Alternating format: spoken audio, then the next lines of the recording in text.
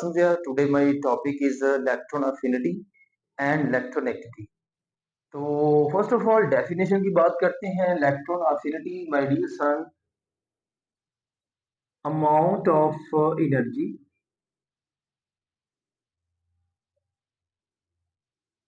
that is released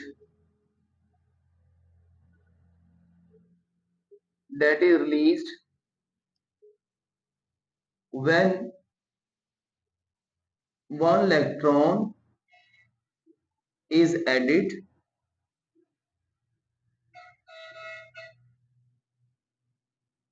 in outermost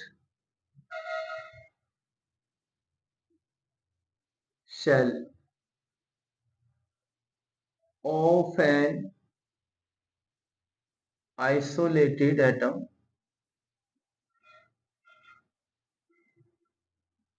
in gaseous state.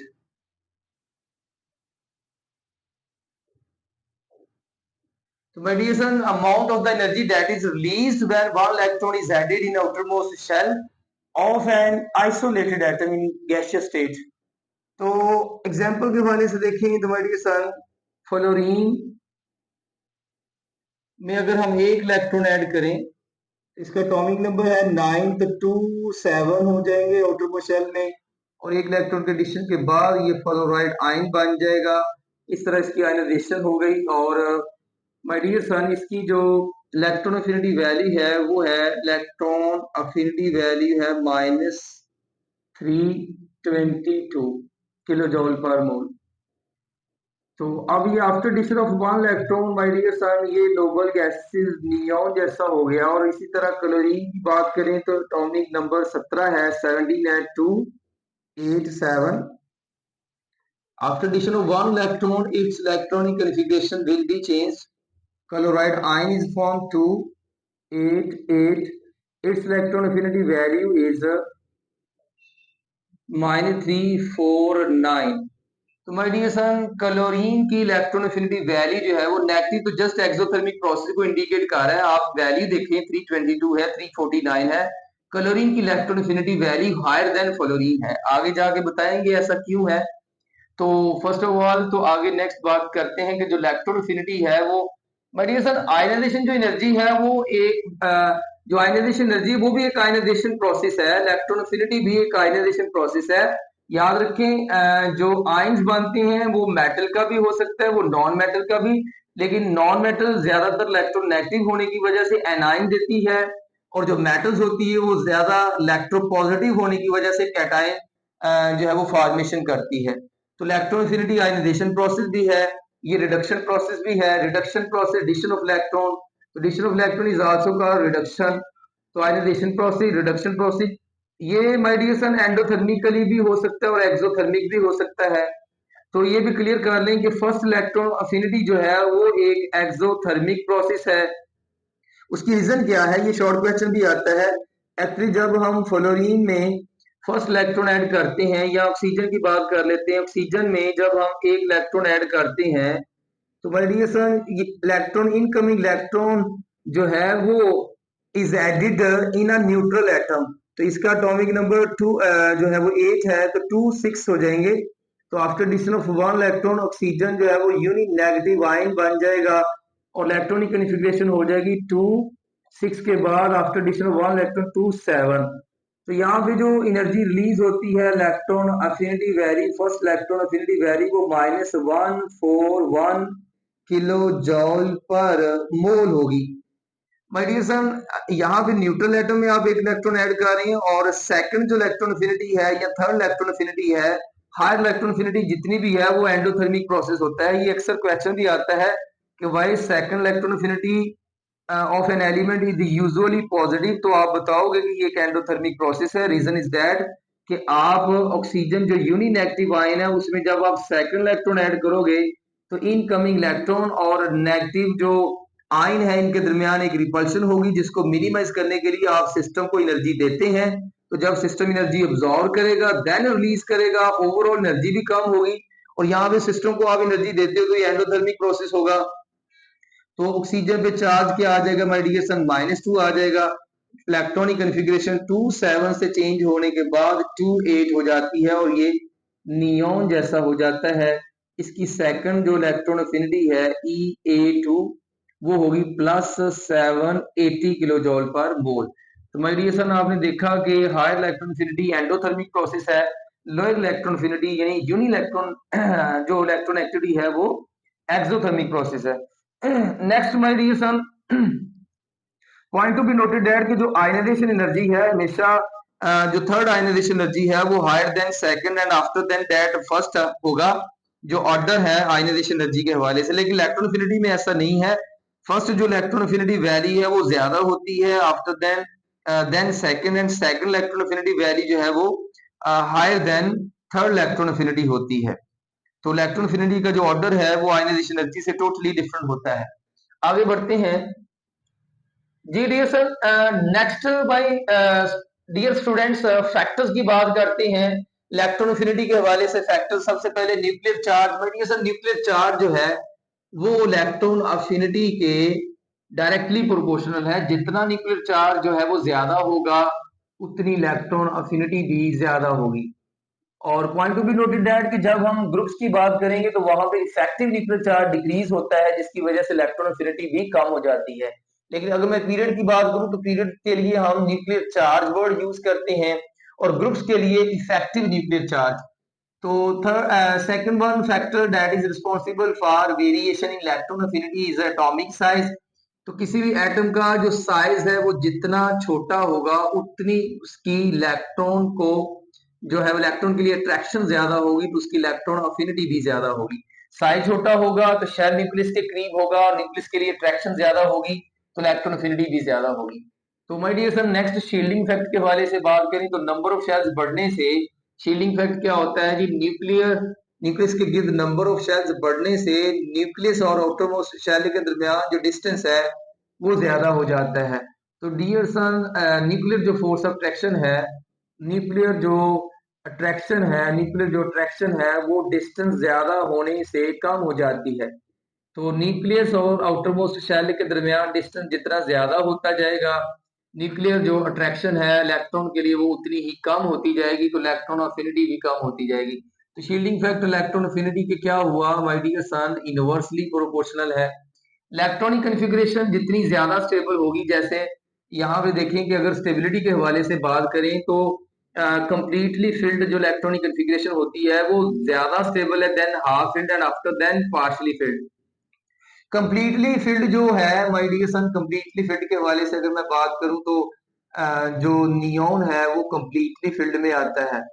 Completely filled में neon आता है, इसका आउटर मोस्ट शेल कंप्लीट है और ये मोर स्टेबल है।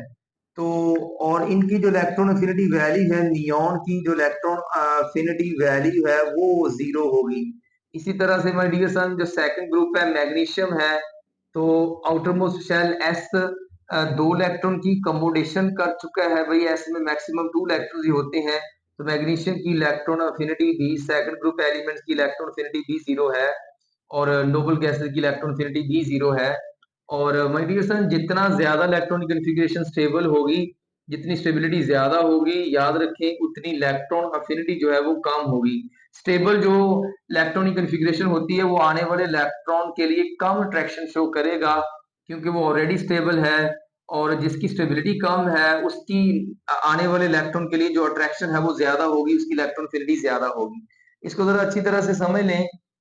नाइट्रोजन के हवाले से अगर हम देखें तो वो हाफ फिल्ड है, half filled more stable then partially field. तो यही वजह है कि जो नाइट्रोजन है माय डियर सन, नाइट्रोजन की इलेक्ट्रॉन अफिनिटी जो वैल्यू है वो लेस देन होगी ऑक्सीजन की इलेक्ट्रॉन अफिनिटी वैल्यू से, क्योंकि ऑक्सीजन पार्शियली फील्ड में आता है जबकि नाइट्रोजन हाफ फील्ड में आता है। Next my dear son periodic trends के हवाले से बात करते हैं। ग्रुप्स में माय डियर सन जो इलेक्ट्रॉन अफिनिटी वैल्यू है down the group number of shells बढ़ते हैं, एटॉमिक साइज बढ़ता है, न्यूक्लियर चार्ज कम होता है, तो न्यूक्लियर जो इलेक्ट्रॉन अफिनिटी है वो भी डिक्रीज होगी। तो down the group electron affinity value decrease होती है, पीरियड में ये लेफ्ट से राइट की तरफ इंक्रीज होती है क्योंकि लेफ्ट से राइट की तरफ साइज में डिक्रीज आती है, न्यूक्लियर चार्ज में इंक्रीज आती है। तो एक्सेप्शंस के हवाले से अगर बात करें तो माय डियर सन एक्सेप्शंस में याद रखें किसी भी ग्रुप का यहां से लेके देखें 1 2 3 4 5 6 7 8 ग्रुप्स हैं। हर ग्रुप का जो फर्स्ट एलिमेंट, स्पेशली अगर हम इलेक्ट्रोनफिनिटी के हवाले से बात करें तो ये जो पहले 3 एलिमेंट्स है ये मोर इलेक्ट्रोपॉजिटिव है, ये मोर इलेक्ट्रोपॉजिटिव है, इसलिए हम इनकी इलेक्ट्रोनफिनिटी की वैल्यू की बात नहीं करेंगे। तो इलेक्ट्रोनफिनिटी जो टर्म है ये अट्रैक्शन फॉर इनकमिंग इलेक्ट्रॉन है, तो उसके लिए वो एलिमेंट्स डिस्कस करेंगे जो ज्यादा इलेक्ट्रोनेगेटिव है। तो माय डियर सन, इलेक्ट्रोनेगेटिविटी के हवाले से हम कार्बन और फ्लोरीन के हवाले से बात करेंगे। कार्बन, नाइट्रोजन, ऑक्सीजन, फ्लोरीन में जो है ये ग्रुप 4 से लेके 7 तक की इलेक्ट्रॉन अफिनिटी जो वैल्यू है, इस हवाले से अगर हम बात करें तो एक्सेप्शन देखें माय डियर सन कि इलेक्ट्रॉन अफिनिटी वैल्यू जो रेगुलर ट्रेंड्स है क्या है, लेफ्ट से राइट की तरफ इलेक्ट्रॉन अफिनिटी वैल्यू जो है वो ज्यादा होगी और डाउन द ग्रुप कम होनी चाहिए। अगर electron affinity value down the group कम होती है तो डेफिनेटली फ्लोरीन की हायर देन क्लोरीन, ऑक्सीजन की हायर देन सल्फर, नाइट्रोजन की हायर देन फास्फोरस, कार्बन की electron affinity higher than silicon होनी चाहिए, लेकिन ऐसा बिल्कुल भी नहीं है। तो यही एक्सेप्शंस है फ्लोरीन की। ये आपने फन सी याद करना है, फन सी, जब भी आपसे पूछा जाए कि डिस्कस करें या डिस्कस करें जी एबनॉर्मेलिटीज या एक्सेप्शंस इन इलेक्ट्रॉन अफिनिटी, तो ये टर्म आपने याद करनी फन सी। तो देखें फ्लोरीन की electron affinity value less than chlorine, oxygen की लेस देन सल्फर, नाइट्रोजन की लेस देन फास्फोरस और कार्बन की लेस देन सिलिकॉन, यानी हमेशा फर्स्ट एलिमेंट की इलेक्ट्रॉन अफिनिटी सेकंड से हमेशा कम होती है। उसकी रीजन क्या है माय डियर सन? फर्स्ट जो एलिमेंट है वो स्मॉलर इन साइज होता है, उसका इलेक्ट्रॉनिक लोड बहुत ही डेंसर होता है, थिक इलेक्ट्रॉनिक लोड आने वाले इलेक्ट्रॉन को ज्यादा रिपेल करेगा, रिपल्शन की वजह से अट्रैक्शन थोड़ी कम हो जाती है और अट्रैक्शन में कमी की वजह से इलेक्ट्रॉन अफिनिटी भी कम हो जाती है। तो आगे एक एमसीक्यूज है कि हाईएस्ट इलेक्ट्रॉन अफिनिटी किसकी होगी। माय डियर सन, पूरे पीरियोडिक टेबल में 118 एलिमेंट्स हैं और 18 जो है वो ग्रुप्स हैं। तो 18 ग्रुप्स हैं 118 एलिमेंट्स में। ओवरऑल अगर आपसे पूछा जाए कि हाईएस्ट इलेक्ट्रॉन अफिनिटी किसकी होगी तो वो आप बताएंगे क्लोरीन की। तो यही एमसीक्यूज है, हाईएस्ट इलेक्ट्रॉन अफिनिटी वो क्लोरीन की होगी। नेक्स्ट जो है ये एक और एमसीक्यूज करें, अगर आ जाए MCQs alpha beta Charlie delta, alkali metals हैं, नोबल गैसेस हैं, कैल्कोजिन्स है, हैलोजिन्स है, मोस्ट इलेक्ट्रोनेगेटिव एलिमेंट्स तो वो हैलोजिन्स होंगे। और यही वजह है कि ओवरऑल इलेक्ट्रॉन अफिनिटी भी क्लोरीन की है जिसका तल्लक हैलोजिन से है। और मोस्ट इलेक्ट्रोपॉजिटिव एलिमेंट्स पूछे जाए तो माय डियर सन वो अल्कली मेटल्स होती है। तो most electropositive alkali metals, most electronegative halogens. और अगर पूछा जाए कि इनमें से लीस्ट आयनाइजेशन एनर्जी किसकी, वो भी अल्कली ही आएगा।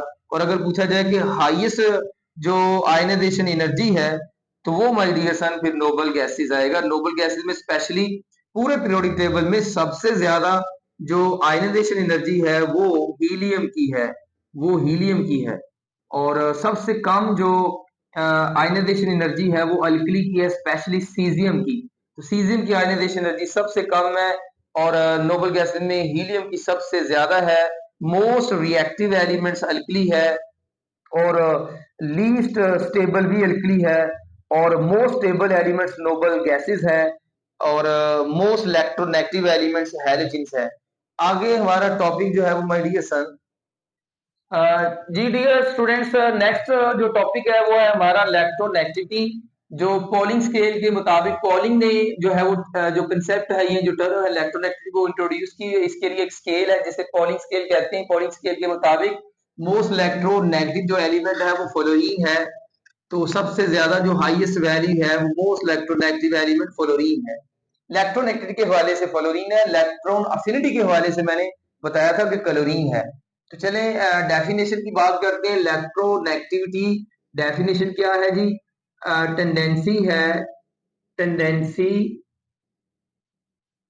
Of an of a bonded atom, tendency of a bonded atom to attract shared electron pair. My dear son, you can define electronegativity in a very simple way, tendency of a bonded atom. Point to be noted that मैंने यहाँ पे define में bonded atom का word use किया है। It's not property of an isolated atom just like ionization energy and electron affinity. Electron affinity और ionization energy जो है वो property of an isolated atom है, एक आजाद एटम की प्रॉपर्टी है, जबकि इलेक्ट्रोनेगेटिविटी एक बॉन्डेड एटम की प्रॉपर्टी है। मॉलिक्यूल के अंदर जो दो एटम बॉन्डेड है, for example hydrogen is bonded with chlorine है या hydrogen is bonded with fluorine है, तो फ्लोरीन की जो इलेक्ट्रोनेगेटिविटी है वो हाइड्रोजन से ज्यादा है। It gets partial negative, it gets partial positive charge. तो ये शेयर इलेक्ट्रॉनिक पेयर को अपनी तरफ अट्रैक्ट करने की टेंडेंसी को इलेक्ट्रोनेगेटिविटी कहते हैं। माय डियर सन, BF3 के अंदर हम बात करें तो BF3 में जो फ्लोरीन है वो मोर इलेक्ट्रोनेगेटिव है, इसलिए फ्लोरीन पे नेगेटिव आएगा, बोरॉन पे पॉजिटिव चार्ज आएगा।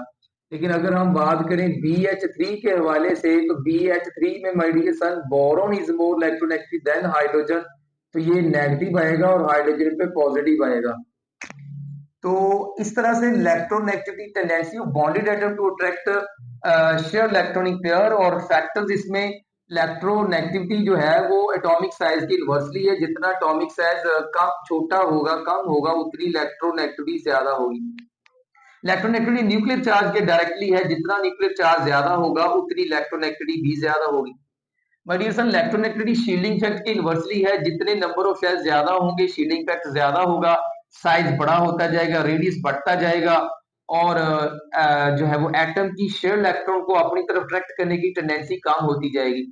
इलेक्ट्रोनेगेटिविटी ऑक्सीडेशन स्टेट जितनी ज्यादा होगी, फॉर एग्जांपल अगर मैं बात करूं कि माय डियर सन ये Fe0 है, दिस वन Fe+2 है, दिस वन Fe+3 है, तो मेरा क्वेश्चन होगा कि इनमें ज्यादा इलेक्ट्रोनेगेटिव कौन सा है। तो चलें एक Fe+1 भी कर लेते हैं।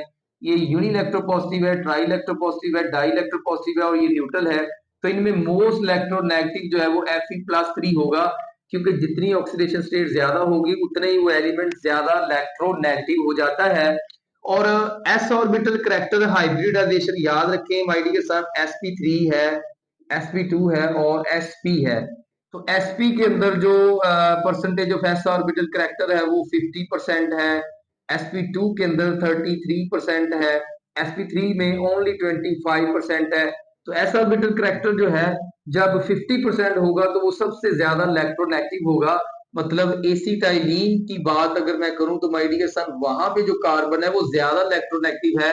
ज्यादा इलेक्ट्रोनेगेटिव होने की वजह से हाइड्रोजन से वो ज्यादा इलेक्ट्रॉन अट्रैक्ट करेगा, उसके शेयर इलेक्ट्रॉन को अपनी तरफ ज्यादा अट्रैक्ट करेगा, जिसकी वजह से ये हाइड्रोजन जो है वो वीकली एसिडिक की नेचर हो जाता है और इसको आप बेस से आसानी से रिमूव कर सकते हैं। इलेक्ट्रोनेगेटिविटी आयनाइजेशन एनर्जी के डायरेक्टली है, जितनी किसी एलिमेंट की आयनाइजेशन एनर्जी ज्यादा होती जाएगी उसकी इलेक्ट्रोनेगेटिविटी भी ज्यादा होती जाएगी। इलेक्ट्रॉन अफिनिटी जितनी ज्यादा होगी उतनी इलेक्ट्रोनेगेटिविटी भी ज्यादा होगी। माय डियर सन, इलेक्ट्रोनेगेटिविटी जो है वो मोर इलेक्ट्रोनेगेटिव जो एलिमेंट्स होते हैं उनमें नॉन मेटेलिक करैक्टर ज्यादा होता है, और मोर इलेक्ट्रोपॉजिटिव एलिमेंट्स में मेटेलिक करैक्टर ज्यादा होता है।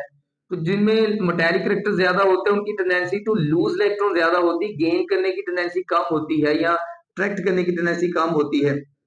तो इलेक्ट्रोनेगेटिविटी जो है ये मेटेलिक करैक्टर के इन्वर्सली है, जितना मेटेलिक करैक्टर ज्यादा होता जाएगा उतनी इलेक्ट्रोनेगेटिविटी कम होती जाएगी। सीजियम का मेटेलिक ज्यादा इलेक्ट्रोनेगेटिविटी कम है। और अगर हम बात करें फ्लोरीन, क्लोरीन, ब्रोमीन, आयोडीन के हवाले से तो my dear son down the group metallic character कम होता जा रहा है। तो down the group sorry metallic character जो है वो किसी भी ग्रुप के अंदर metallic character down the group increase होता है तो इलेक्ट्रॉन अफिनिटी डिक्रीज होगी, और left to right non metallic character जो है वो इंक्रीज होता है। Non metallic character left to right in a period जो है वो हमेशा याद रखें पीरियड्स में ये इंक्रीज होता है, और जो मेटेलिक करैक्टर है वो डाउन द ग्रुप जो है वो इंक्रीज होता है। ये ग्रुप्स के अंदर डाउन द ग्रुप अगर बात करें तो मेटेलिक करैक्टर बढ़ता है, उससे इलेक्ट्रोनेगेटिविटी जो है वो कम होना शुरू हो जाएगी, और पीरियड्स में नॉन मेटेलिक करैक्टर इंक्रीज होता है तो उससे इलेक्ट्रोनेगेटिविटी भी इंक्रीज होगी। तो ये 9 फैक्टर्स हैं। आगे बढ़ते हैं एमसीक्यूज के हवाले से। Tendency of a bonded atom to attract share electronic pair is ionization energy है, इलेक्ट्रॉन अफिनिटी है, इलेक्ट्रोनेगेटिविटी है, इलेक्ट्रोपॉजिटिविटी है। तो माय डियर सन डिफाइन के अकॉर्डिंगली एमसीक्यूज था तो ये इलेक्ट्रोनेगेटिविटी होगा। तो ये माय डियर सन चार्ली जो है वो बेस्ट ऑप्शन बनती है। आगे जो है वो पीरियोडिक ट्रेंड्स के हवाले से अगर हम इलेक्ट्रोनेगेटिविटी की बात करें तो जनरली है my dear son, ionization energy के भी वही ट्रेंड्स हैं जो इलेक्ट्रॉन अफिनिटी के हैं या इलेक्ट्रोनेगेटिविटी के हैं। इन तीनों के ट्रेंड सेम ही होते हैं। डाउन द ग्रुप ये तीनों पैरामीटर्स है या तीनों जो टर्म्स है, तीनों की जो वैल्यूज है, डाउन द ग्रुप डिक्रीज होगी, रेगुलर जो ट्रेंड्स है, और लेफ्ट टू राइट हमेशा इंक्रीज होगी। लेकिन कुछ ना कुछ एक्सेप्शन भी इनमें मौजूद है। तो आगे बढ़ते हैं इलेक्ट्रोनेगेटिविटी की एप्लीकेशन के हवाले से। अगर दो बॉन्डेड एटम के दरमियान इलेक्ट्रोनेगेटिविटी का डिफरेंस जीरो हो जाए तो नेचर जो है वो क्या होगी जी, बॉन्ड जो है वो नॉन पोलर होगा, नॉन पोलर होगा, और क्या होगा, कोवलेंट इन नेचर होगा। तो कोवलेंट होगा और नॉन पोलर होगा। अगर इलेक्ट्रोनेगेटिविटी का डिफरेंस 1.7 से कम हो जाए तो बॉन्ड जो है वो पोलर होगा और कोवलेंट होगा, polar and covalent. Point to be noted, अगर डिफरेंस जीरो आ जाए तो नॉन पोलर और कोवलेंट होगा, अगर लेस देन 1.7 तो पोलर और कोवलेंट, अगर ग्रेटर देन 1.7 हो जाए तो आयनिक बॉन्ड्स भी पोलर होते हैं तो पोलर होगा, लेकिन नेचर ऑफ बॉन्ड जो है वो आयनिक होगी।